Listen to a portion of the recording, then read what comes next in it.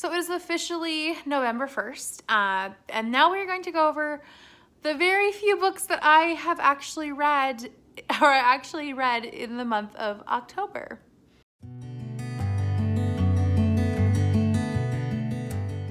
So I went over my October TBR again thinking maybe I had missed something, and to be honest, I did not have very lofty plans for myself. I did not have very high expectations. I just genuinely, I don't know, I had some reasonable goals and none of those really came to fruition. So let's get into my attempts. Woman in White. I am 200 pages into a 500-page book. I am really enjoying the audiobook of it. My only complaint is that the audiobook does not have proper chapter breakdowns, and that is a problem because I like to listen and read. So I can listen while I'm doing things, and then I can read when I am just hanging out or while I'm waiting for someone, or while I'm at work and in the nap room putting a child to bed. And then I can get back to the audiobook when I have finished the appropriate chapter. And this does not that doesn't work well when the audiobook doesn't have proper chapter breakdowns, so I don't know where to go back to. So I'm gonna keep listening to the audiobook. It's a great audiobook, it's a full cast, but I have not made enough progress in this. I am not even halfway. It's great, but I definitely have not finished this. So that's a disappointment. I'm disappointed in myself, not the book. Another one that I am disappointed in is the fact that I am still not finished Julie. I am 200 pages into this, 360-page book, 400-page book. I don't know why, I'm just not interested in reading a lot this month. So I'm just still, nothing's keeping my interest, and I need to finish this soon. Another one that I really am interested in, haven't made it very far, is, let's see if I can find my bookmark, is Home Before Dark. I am 100 pages in, 106 pages in. Put it down, haven't picked it back up. Still am interested. It was great for October too. Actually, I have another book. Another book that I have started and want to continue reading, but I'm kind of just deciding if I should give up, because it is a library copy, is 3096 Days in Captivity. I am 60 pages in, and I just have not picked it up again. This is a very disappointing stack for me because I am enjoying all of these. Haven't finished any of them. On to what I have read this month. So the first thing that I read this month was the Shakespeare play, A Winter's Tale. That was the only Shakespeare play I read this month. So I'm still behind for this month, for this year. And I'm not going to beat myself up over it. This has been a really hard year overall, as everyone knows, with COVID and with everything, but also with my migraines and with the weather systems going on. Migraines have not been fun. And so I have just had to make do with what I could.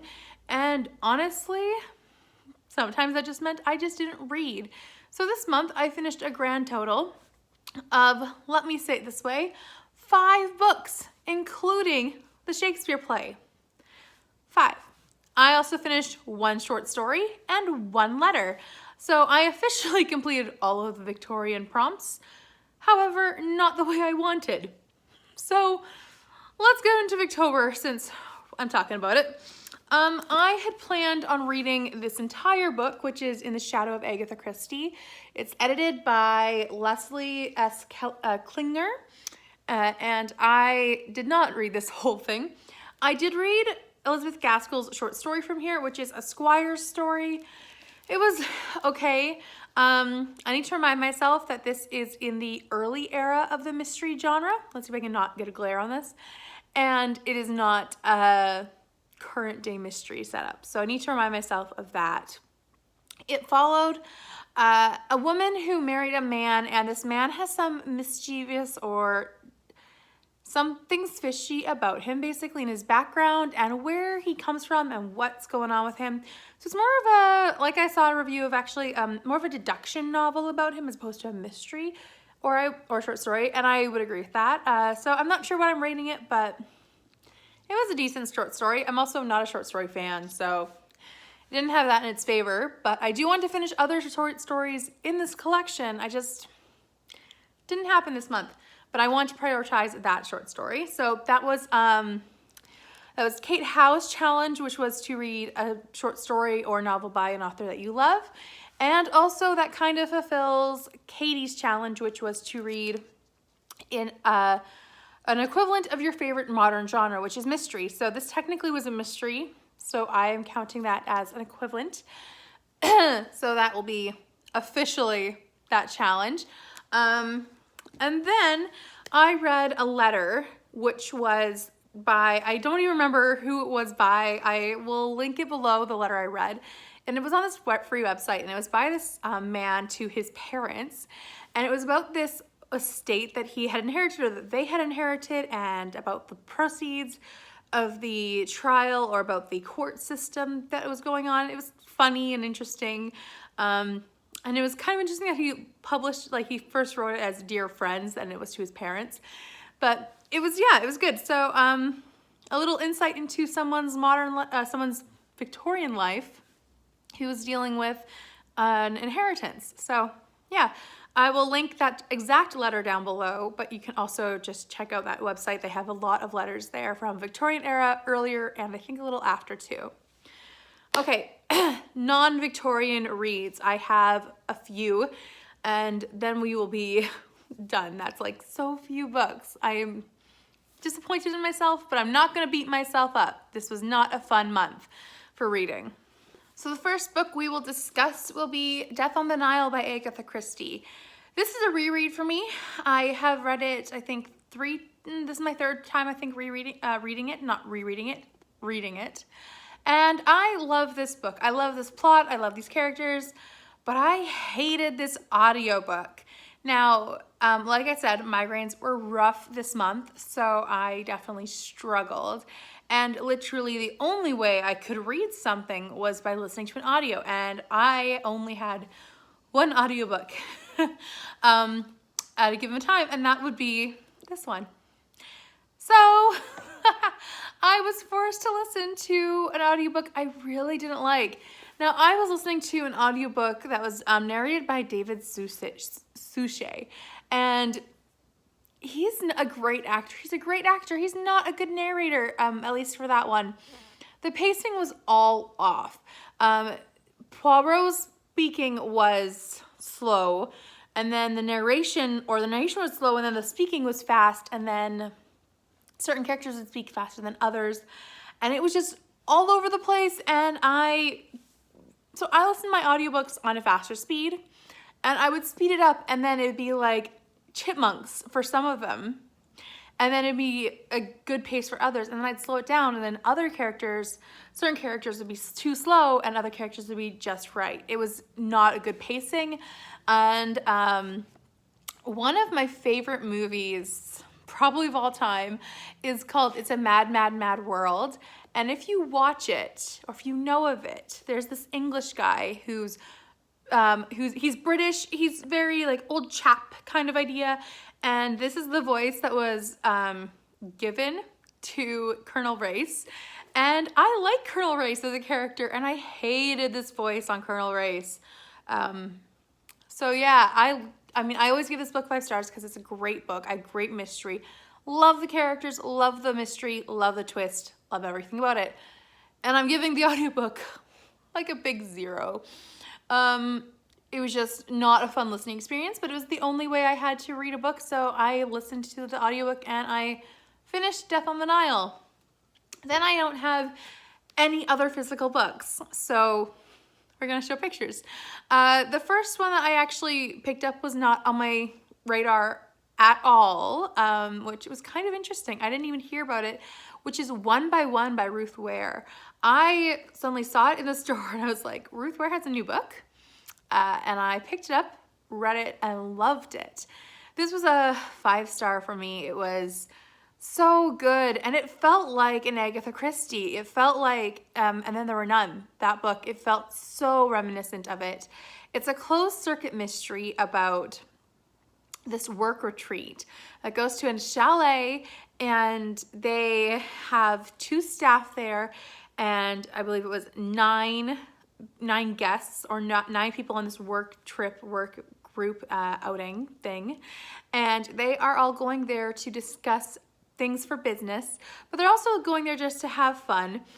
And they are for this new, well, not new, but this it's kind of like Spotify, or they're connected with Spotify, where it's music related. And it was just such a great thing. It was this closed circuit mystery because as they're there, an avalanche hits and they're stuck there, but one by one, a few people start dying. And I loved it. I know some people have not liked it as much. I personally really enjoyed it.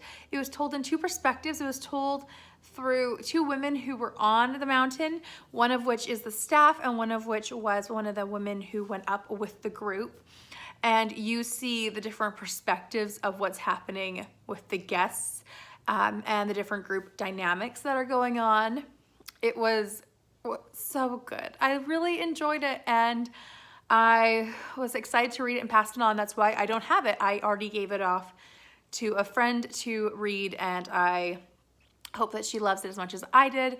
I can't say much. I can't tell you anymore. I really enjoyed One by One. I highly recommend picking it up, and it's Ruth Ware's best book by far for me. I haven't read a couple of her books yet, but of the ones I've read, this is her best one yet. So I'm excited to read her future books.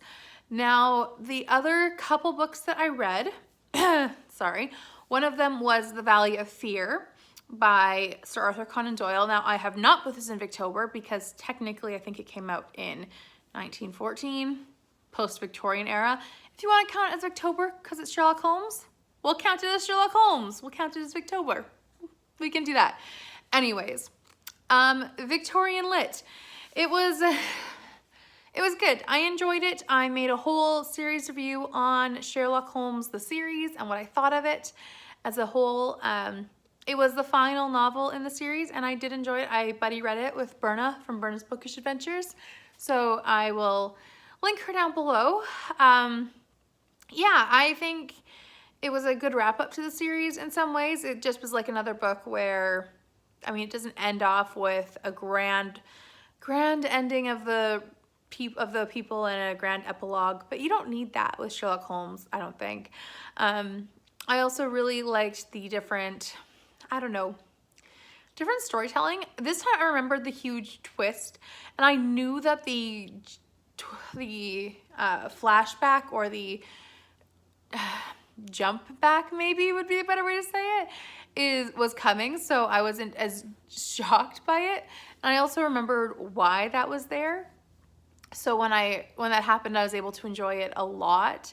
And that was a recent reread. I think I read that one like a couple years ago. So I was able to remember it, and then I was able to really enjoy all those hidden elements as I was reading it. But I was also kind of, I don't know. I was enjoying it. I gave it a 4-star. So I recommend the series as a whole. I think it's good. Yeah, but check out my whole series review if you want to know more about that. And then the last thing that I read for the month was, let me think, was that the last thing I read? Yes, that was the last thing I read. The last thing that I read was A Study in Murder by Callie Hutton, I think is her name. And she wrote this a really fun Victorian set novel. I really enjoyed this mystery. It was something I've been trying to read, but it was more of my head versus the book problem. And I thought this was so clever. So it follows, I can't even remember her name right now. That's how bad my mind is. One moment, please. Okay, so Lady Amy, I just looked up this, it's like, most of the book is from her perspective, so you don't really read her name a lot. Anyways, Lady Amy is a female crime writer who is under a male pseudonym, so no one in her life knows that she writes crime novels like Sir Arthur Conan Doyle. Now, she attends this weekly book club which discusses murder mysteries, and one of those people at the book club is Sir William, who is one of her friends or acquaintances, maybe you would call it. In polite societies, men and women weren't really allowed to be friends. And she is engaged to a man who she doesn't really know. She doesn't really want to be engaged. So she ends up breaking it off with him, only to have him come to her house the very next night and be killed in her garden, and her to be discovering him and then to be assumed his murderer. So she has to try and prove her innocence while trying to find the killer, also while having Sir William's help as he was coming by her house that evening, so he's kind of tied up in this mystery too. It was really fun, and I loved the different character dynamics. I liked the mystery solving, the different plot devices that were used. I thought they were super fun, and it was a little predictable in some ways, but it was also just a good time. It was a really fun, historical, cozy mystery, and I really, really enjoyed it. I want to read book 2. I am excited for it to come out next year, and yeah, I haven't even written up my review yet. I got a ARC from NetGalley for it a while ago, and I had been meaning to read it, and I knew I would like it. I just wasn't able to physically read it, so I'm excited to get to it now. So that was something I definitely will be getting to, writing up my review, and then I'll be excited to read book 2 when it comes out next year. But I really recommend picking this one up. I think it came out in May. It is full of action and fun and suspense, but there's also these funny, witty comments about Victorian society and the expectation on women back then. You can tell it's not a Victorian written novel, but it's written with a Victorian culture in mind, and with the gentry in mind as well. And the police, who are like, I don't get why these people who are so concerned with titles are so preoccupied with serving tea instead of catching a murderer. It's just funny to see this level of class be put into these books, and see how that plays out. So I really, really enjoyed it, and I finally got through it. I was so interested in it. I just had to finally push my eyes to read the last section of it, and I finished it on Friday the 30th. So it was officially an October read, and I highly recommend checking it out. So it might be an honorary Victorian literature book that's just not written in Victorian literature times. So that will be it for this wrap up. I am hoping that November will turn out to be more successful, but if it is not, I'm not going to beat myself up either. I'm going to enjoy what I read, and I am not going to force myself to read things when I'm not physically capable of it. So those are my, that's my health plan for November, but those are my reading successes.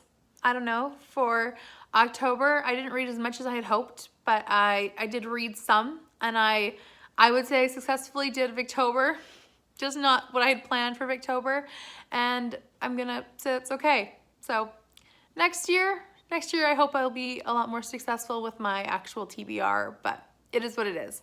So I will see you next time with another video. Please like this video if you like it, and subscribe if you'd like to for more videos from me, and I will talk to you next time. Bye for now.